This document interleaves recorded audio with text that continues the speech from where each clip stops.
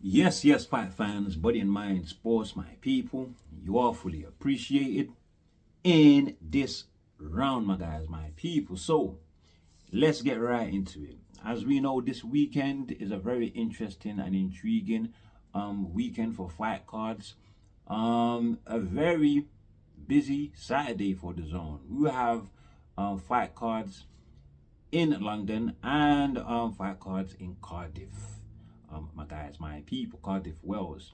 We'll go into that first. Let's visit the Sunday fight card. MVP Promotions card headlining Caroline Dubois versus Terry Harper in their WBC, WBO unification, respectively, in the lightweight division.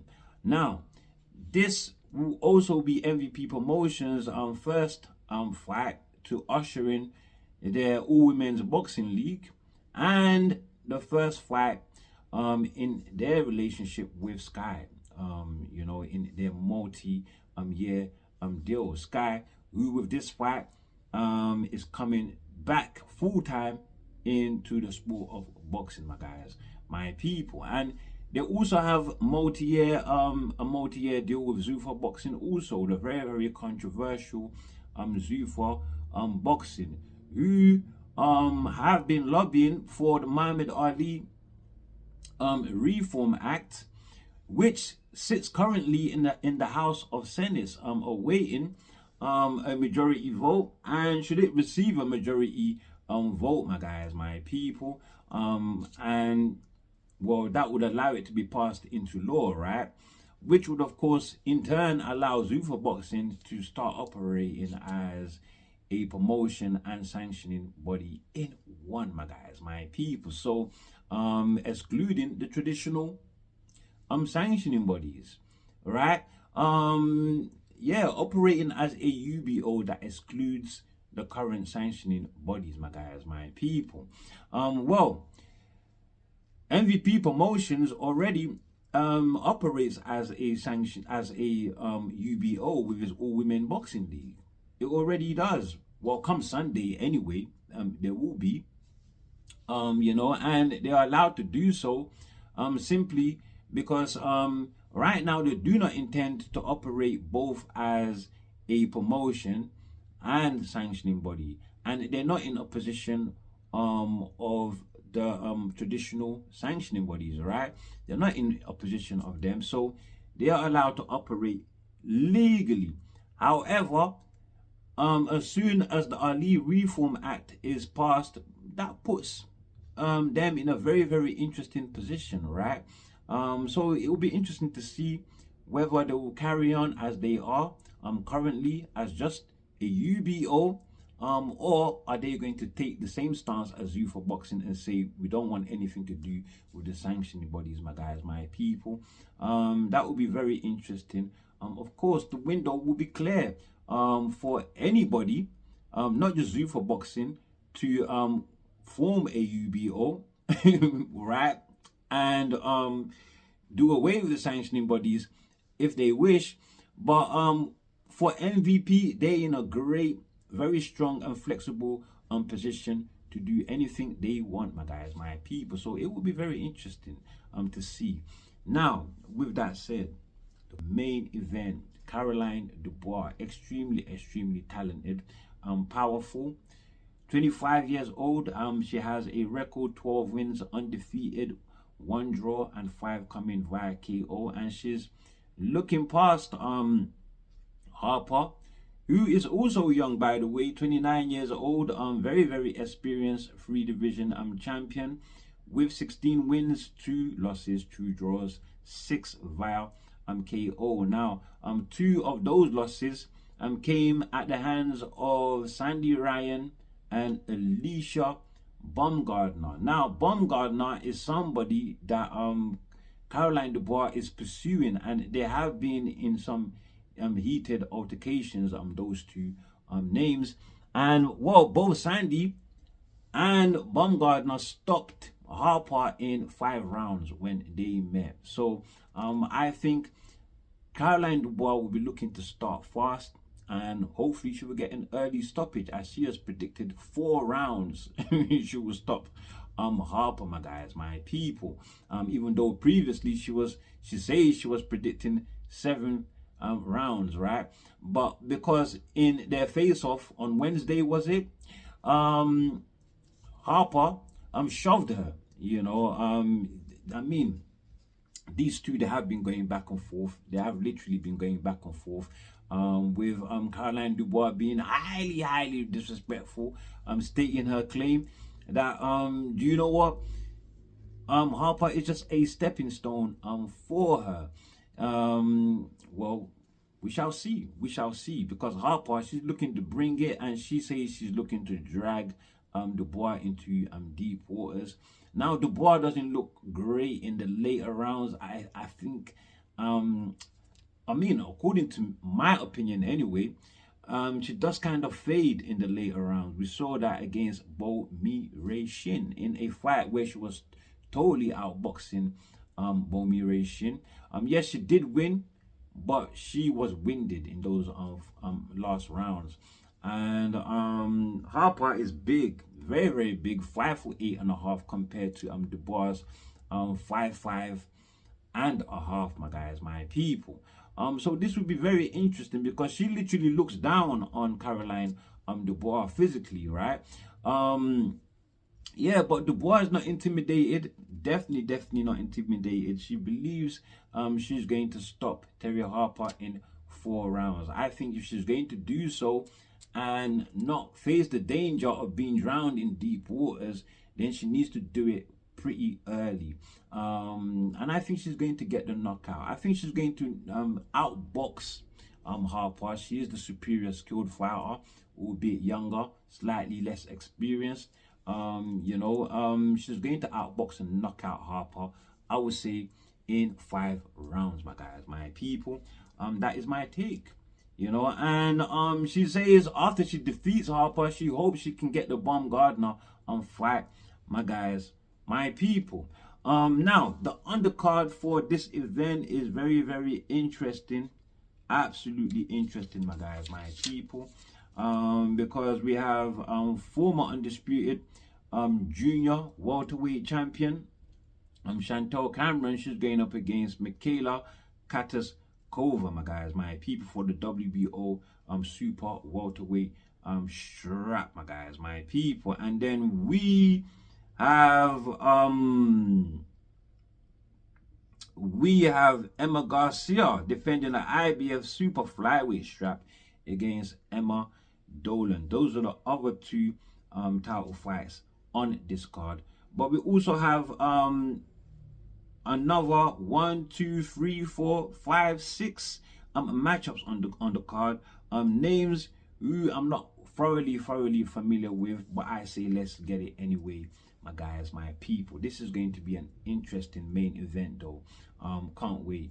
Now, with that said, let's move on to the fight card in Cardiff. We have the Zone and the BBC,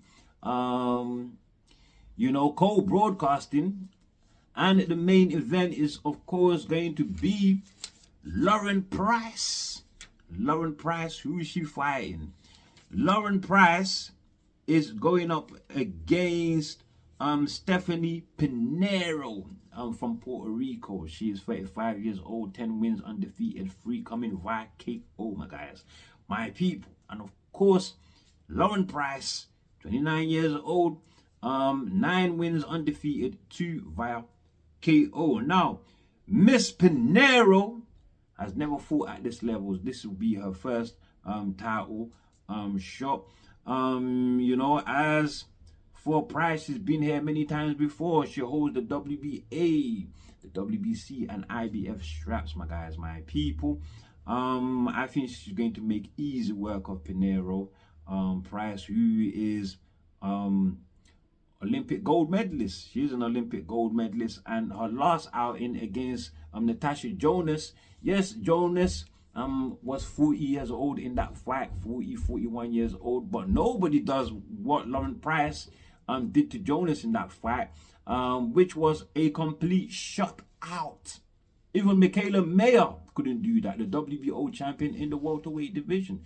She couldn't do that to Natasha Jonas, my guys, my people. So I think, yeah, she's going to outbox Miss Pinero, unanimous decision, and hopefully she can unify and become undisputed against Michaela, because I think she beats Michaela.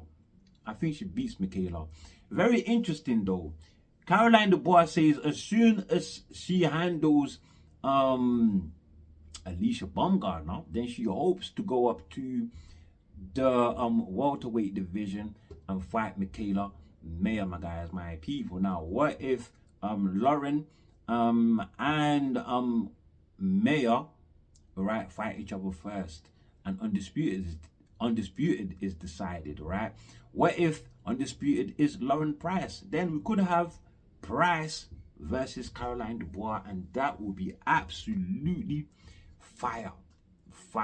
That is a fight there that the Zone and MVP promotions, of course, have to sort out. But a fight up coming from another promotion has never got in the way of things for MVP to make matchups, right? As we saw with Amanda Serrano and Katie Taylor. We didn't only get that fight once, but we got it once, twice, and 3 times, my guys, my people. So yeah, this would be a great matchup, man. Caroline Dubois and Lauren Price, a future matchup.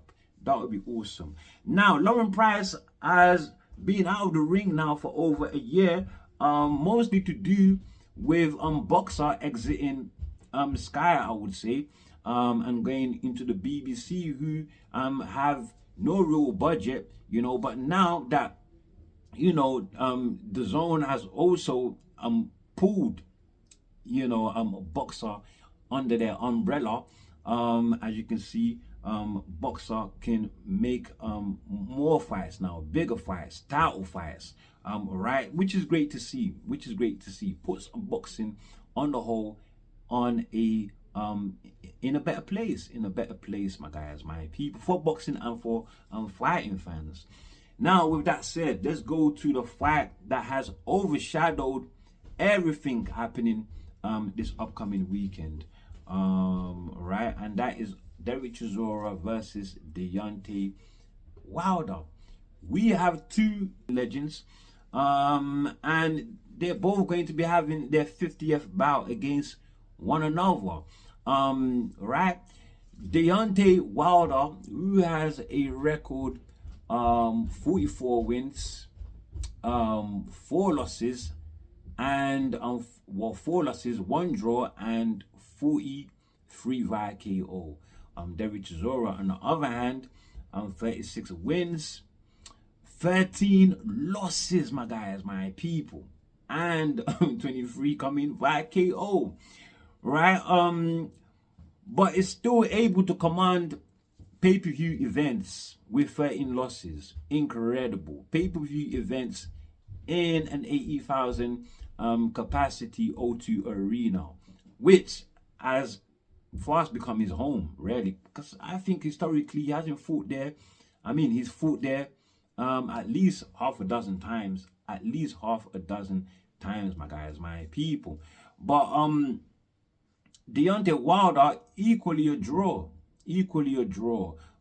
There's a strong reason why, of course, Derek Chisora turned down Dylan White, turned down Big Baby Miller to accept Wilder instead, isn't it? You know, but Wilder, as we know, has not been of great form. Yeah, he has, well, since Fury, the last time that Deontay Wilder showcased any real form or commitment behind that power right hand was when he fought fringe world level fighter Robert Helenius, who he knocked out in just 1 round, my guys, my people. Since then, he's not been on form. He's not really been on form. You know, he was outboxed by Joseph Parker next, right? Then he was knocked out by Zhilei Zhang, my guys, my people. So you might as well say, since his Fury fights, the only 1 win that he's had is Robert Helenius, Robert Helenius, my guy. So since Fury, you might as well say he's not been on form. But then again, who's to say that he's really been knocked off form? I think, yeah, you can conclude that he's been knocked off form. But he's not really beat anyone better than Luis Ortiz on his resume. Yes, he did great drawing with Fury in their first bout, but other than that, he's not really done anything at world level. Not really done anything at all at world level, my guys, my people. And his last fight against Tyrrell Hendon, who is a journeyman that basically nobody knows. Nobody knows who Tyrrell Hendon is, except from the fact that he got knocked out in 1 round by F.A. Jagba and in 2 rounds by rising prospect Richard Torres. So it's not looking great for Deontay Wilder for him to go 7 rounds with Tyrrell Hendon. And even then, the referee had to jump in and stop the fight. Deontay Wilder in that fight, again, not throwing that punch with any real technique.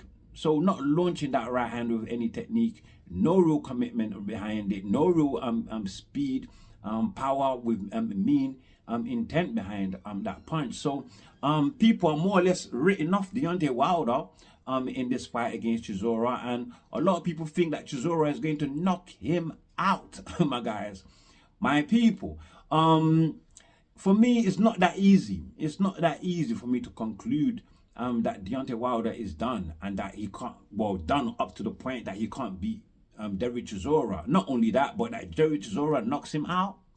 Deontay Wilder has never been knocked out by anybody less than world level. Derek Chisora is not world level, my guys, my people. Derek Chisora, right, he lost to Fury worse than Wilder did. At least Wilder had 1 draw with Fury, and he knocked down Fury numerous times when they fought. I think in total about 4 or 5 times, right? While Derek Chisora just either got outboxed, right, or just got beaten up and knocked out when he fought Fury. Also, another common opponent they have is Joseph Parker. Now, Joseph Parker did outbox Deontay Wilder, my guys, my people. And Derek Chisora, when he fought Parker the first time, because there are 2 fights, Derek Chisora and Parker. The first time, Chisora did knock him down in the first round. Parker did go on to win the fight, though. Now, the second fight was a much more easier affair. So they're more even Stevens, if I'm honest. They're a little bit even Stevens here, if you ask me. Who else? Zhilei Zhang, right? You're not going to tell me that Zhilei Zhang doesn't knock out Chisora. Nobody's going to convince me that Zhilei Zhang doesn't spin Chisora the way that he spun Deontay Wilder.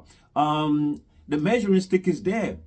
Joe Joyce, right, who Zhilei Zhang fought twice and stopped very, very early in both fights. Right? The second meeting, he stopped him in 3 rounds. And Joe Joyce, after that fight, this is a ruined Joe Joyce, a Joe Joyce that Zhilei Zhang had ruined, right? And then went on to face Derek Chisora, and Derek Chisora went life and death with Joe Joyce. Yes, he dropped Joe Joyce in the fight, but he went life and death. If you saw him in there, he looked tired.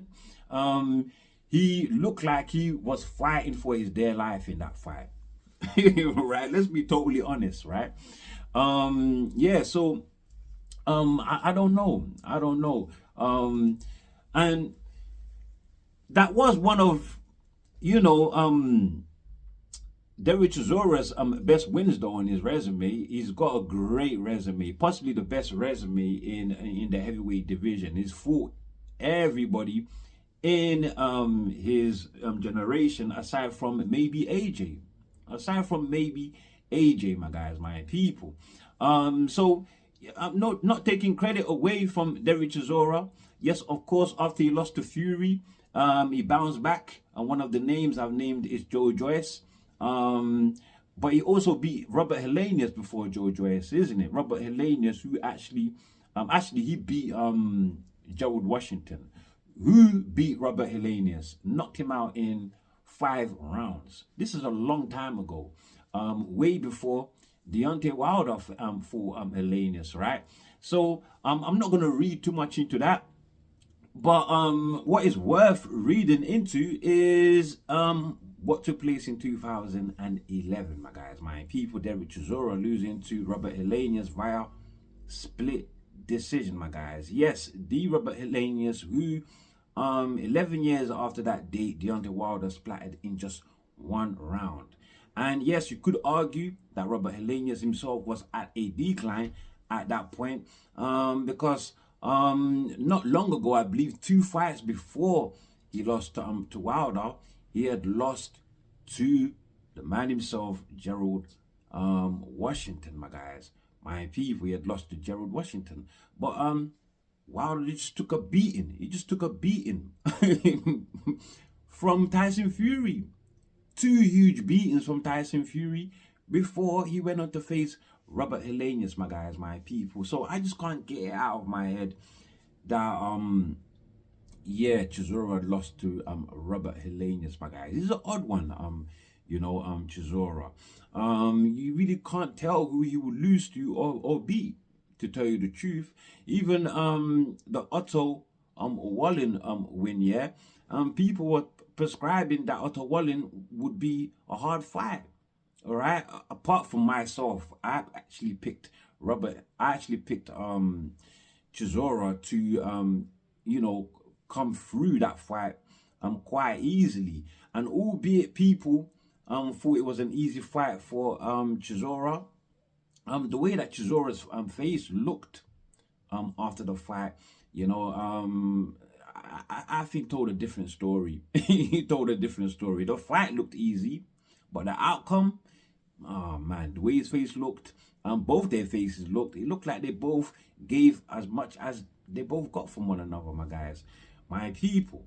So this is very interesting, man. It's very, very interesting. It's not a foregone conclusion that Chisora actually beats Wilder, right? So yeah, I'm not sure that Deontay Wilder doesn't beat Derek Chisora. You know, I'm not sure that we don't get a better Deontay Wilder than we saw against Terrell Hendon. All right, where he has more intent, where he's more committed to that right hand and throws it with more speed and velocity. Maybe we see a Deontay Wilder that maybe will be more committed to his jab and throw the jab more. And I think against Derek Chisora, he's going to need the jab. Derek Chisora, who knows nothing but to come forward all day and put you under relentless pressure. And that style has served him well over the years throughout his career. You know, like I said, he's got a great resume. He's got some great wins in there. But I think people are maybe going too far when they say Chisora would knock out Wilder. Wilder is 6'6", you know, and the only thing that goes as an older fighter, the last thing that goes is your power. So if he can find a way, all right, to reignite who he once was, I'm sure that power will hit home, you know. And Derek Chisora is not the most defensively sound. He's very slow-footed. He's short, 6'1", right? And he will be at a greater disadvantage in arm reach as well. I think he's got like 76 inches reach, arm reach, while Wilder has about 82 or so. This is not going to be an easy fight, I don't think, for Chisora, like what people are saying. It's not going to be an easy fight.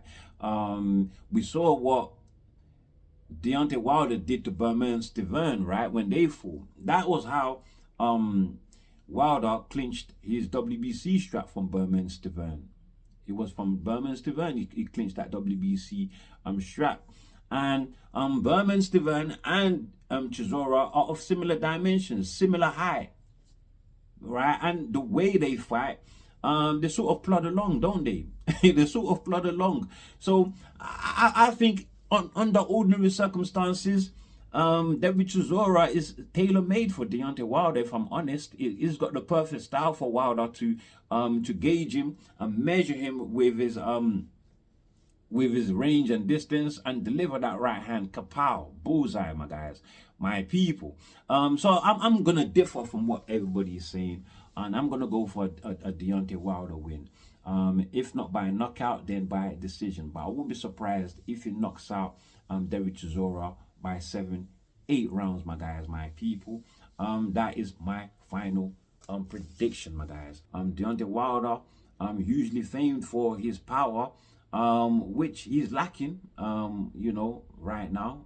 Hopefully, this Chisora fight would resurrect that, right?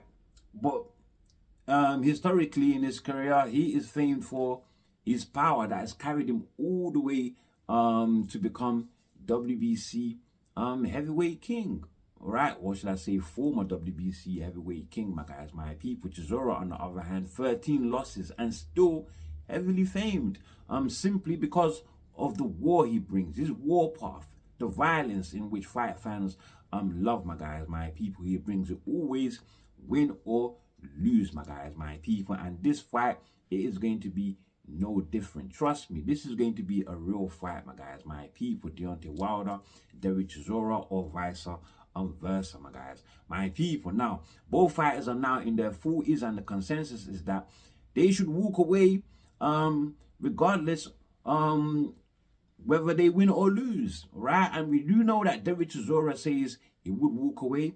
Deontay Wilder, on the other hand, says he will continue. However, I don't see any of these fighters, well, either of these fighters, actually walking away, because Chisora is actually number 2 under the IBF. Number 1 is vacant, which means that the winner of this fight stands to be the number 1. And so, let's say Usyk, right, vacates, then you know what is going to happen. They will stand to be elevated, my guys, my people. The winner of Chisora and Wilder will stand to be elevated. And there's every sign there that Usyk will vacate, because earlier on in the week, it did reveal that Team Usyk's target, Team AJ's target, is for AJ to become undisputed in the year 2027, my guys, my people. And of course, AJ can only do that if Usyk vacates, my guys, my people. And listen, if either Wilder or Chisora become champion, then that is a sure, easy path for AJ to become IBF champion, my guys, my people. And with that opportunity there, which is a sure money fight, in fact, becoming the champion or holding the number 1 spot, right, automatically creates bigger opportunities.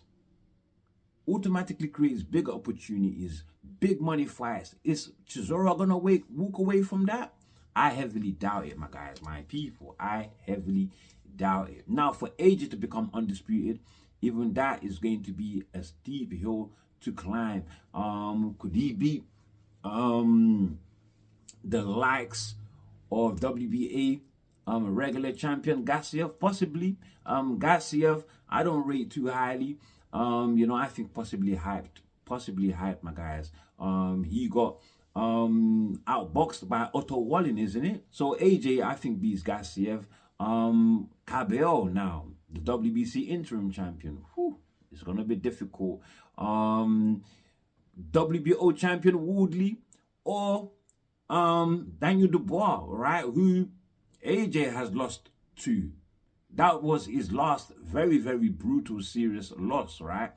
I don't know. It's going to be a steep climb. It's going to be a steep climb. And he still hasn't beat Fury yet. So he still has to get past Fury first. And what if they throw Moses Itama into the equation? Oh, stop it, man. It's going to be difficult.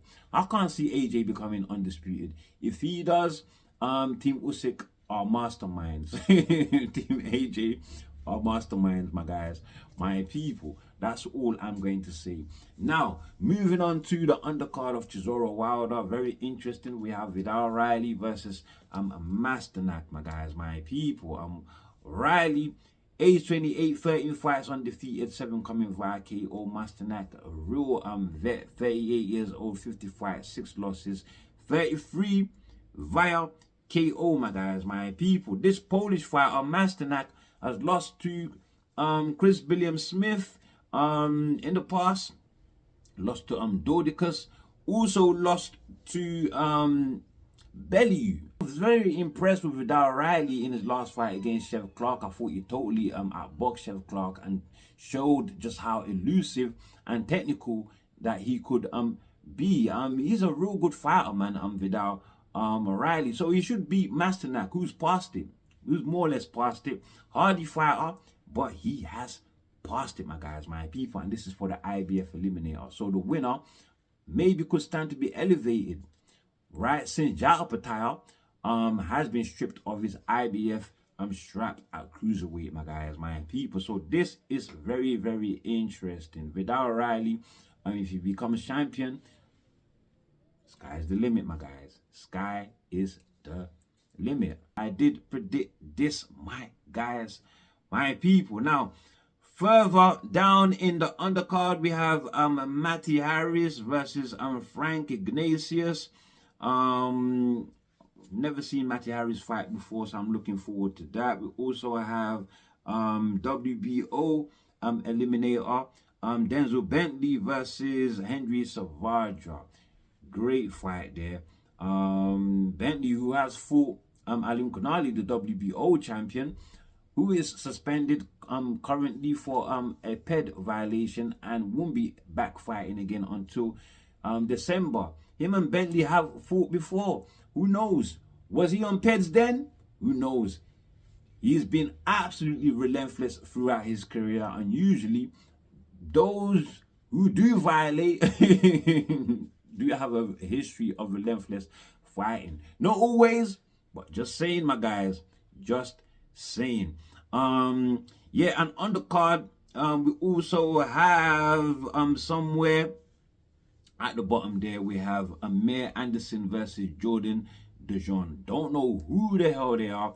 Now, my people, on the subject of PED violations, we have Francisco Rodriguez, the man who totally battered Galari Fire, only to later pop dirty. Well, the news now is that he is on a 2-year ban, which I think is not enough. Really, it should be a lifetime ban, my guys, my people. But what does this 2-year ban thing do for Galao Fire, who I think is not going to be the same fighter again, despite that he's been given the WBC title shot? It's just not enough being done in the sport to get rid of the cheats, my guys, my people, who are just too rife in the sport, my guys, my people. But look, what can they do? What can they do? It seems that nothing can be done about this, you know, which is a shame, an absolute shame, my guys, my people. But with that said, that's all I have for you on this one. Before you leave, do like, share, subscribe, of course. Drop your comments below, my guys, my people. And as always, stay super blessed. And you can catch me on the next one. Until then, stay blessed, my guys, my people.